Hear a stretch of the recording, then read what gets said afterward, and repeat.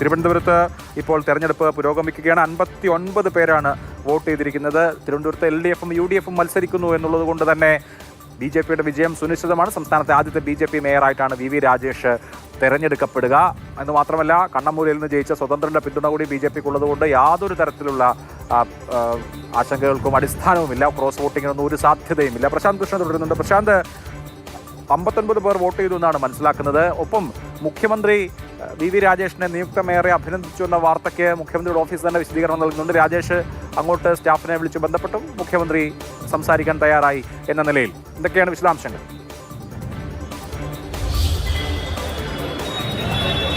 അഭിലാഷ്, 60 പേര് ഇപ്പോൾ വോട്ട് ചെയ്തിരിക്കുന്നു. ഇനി 40-41 പേരാണ് വോട്ട് ചെയ്യാനുള്ളത്.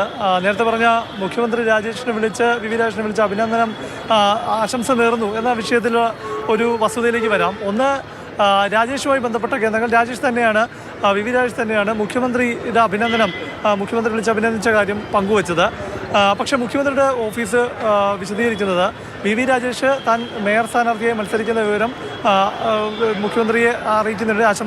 ആശംസ തേടിക്കൊണ്ട് മുഖ്യമന്ത്രിയുടെ ഓഫീസിൽ ബന്ധപ്പെട്ടു, മുഖ്യമന്ത്രിയുടെ സ്റ്റാഫിനെ ബന്ധപ്പെട്ടു, 2 തവണ ബന്ധപ്പെട്ടു. ആ 2ാം തവണയാണ്, അതായത് ആദ്യം സ്റ്റാഫുമായി സംസാരിച്ചു, അതിനുശേഷം 2ാം തവണ മുഖ്യമന്ത്രിയെ ഈ സ്റ്റാഫുകൾ ധരിപ്പിച്ചു. ഇങ്ങനെ VV രാജേഷ് ഫോണിൽ വിളിച്ച കാര്യം മുഖ്യമന്ത്രിയെ ധരിപ്പിച്ചു. മുഖ്യമന്ത്രി ഫോണിൽ സംസാരിച്ചു.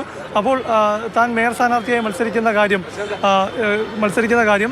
രാജേഷ് മുഖ്യമന്ത്രിയോട് പറഞ്ഞു. മുഖ്യമന്ത്രി ആശംസ നേർന്നു. ഇങ്ങനെയാണ് സംഭവം ഉണ്ടായത്. ഇങ്ങനെയാണ് ആശംസ വന്ന വഴി എന്നാണ് മുഖ്യമന്ത്രിയുടെ ഓഫീസ് വിശദീകരിക്കുന്നത്. എന്തായാലും രാജേഷ് വിളിച്ചിട്ടാണെങ്കിലും ഒരു സ്ഥാനാർത്ഥി മേയറായി ഞാൻ മത്സരിക്കുന്നു എന്ന വിവരം മുഖ്യമന്ത്രിയുടെ ശ്രദ്ധയിലേക്ക് കൊണ്ടുവന്നപ്പോൾ മുഖ്യമന്ത്രിയുടെ ആശംസ തേടി വിളിച്ചപ്പോൾ മുഖ്യമന്ത്രി ആശംസ അറിയിച്ചു എന്നതാണ്. ജനാധിപത്യമാണ്. ജനാധിപത്യത്തിൽ ആശംസ തേടുന്നതും ആശംസ അറിയിക്കുന്നതും എല്ലാം തന്നെ ഒരു പോസിറ്റീവായിട്ടുള്ള കാര്യം തന്നെയാണ്. എന്തായാലും പ്രത്യേകിച്ചും നഗരസഭാ ഭരണമൊക്കെ പറയുമ്പോൾ പ്രതിപക്ഷമില്ലാത്ത ഒരു ഭരണ സംവിധാനമാണ്. കൂടുതൽ അംഗമുള്ളവർ ഭരിക്കുന്നു. പ്രതിപക്ഷം എന്നൊരു സംവിധാനം ഔദ്യോഗികമായി ഇല്ല. അപ്പോൾ അതുകൊണ്ട് തന്നെ ഒരു കൂട്ടായ ഒരു ഐക്യതയോടെ ഭരണം എന്നത് തന്നെയാണ് കാഴ്ചപ്പാടെന്ന് നേരത്തെ കഴിഞ്ഞ ദിവസം VV രാജേഷ് തന്നെ അദ്ദേഹത്തെ മേയറായി പാർട്ടി തീരുമാനിച്ച അവസരത്തിൽ പറഞ്ഞിരുന്നു. എന്തായാലും ഇപ്പോൾ വോട്ടെടുപ്പ് തിരുവനന്തപുരം നഗരസഭയിൽ പുരോഗമിക്കുകയാണ്. ഈ ആശംസ തേടുന്നതിലും ആശംസ അറിയിക്കുന്നതിലും ഒന്നും അസ്വാഭാവികതയൊന്നുമില്ല. അത് ജനാധിപത്യത്തിലെ ഒരു നല്ല മര്യാദയാണ്.